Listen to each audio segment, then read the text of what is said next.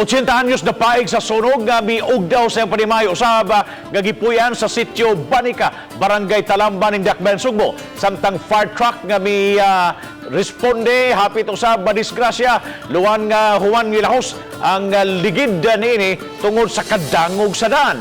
Ani ang report.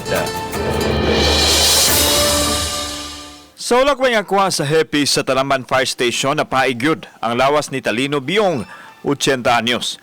Wa kini makagawa sa iyang balay, dihang miulbo ang sunog. Nag-inusara lang ang tiguang atol sa itabo.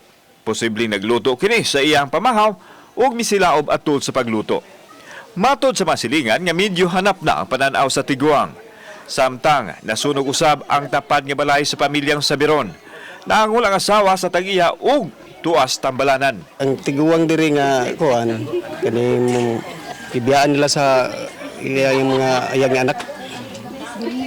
Yung sa idoawon na lang rosahay nga ri nga kuan nga wako diri na dito mo Buwan, sir. Nadawat sa mga bumbero ang alarma sa sunog alas 9 pasado sa buntag. Apan dihang niresponde, deriyot sila madisgrasya kay hapit mahulog ang sakyanan sa pangpang tungod sa dangog ug hagipot nga agianan. Ang pangunahang ligid nag-umbaw na sa pangpang. Aron dili malahos pagkatagak, gihigta na lang og pisi ang fire truck. Dayon gigaid sa lubi. Kami lagi una may naka-responde.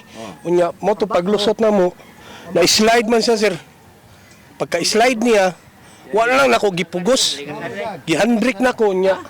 Hatag na mig tubig. O, kapinitrate dyan mi.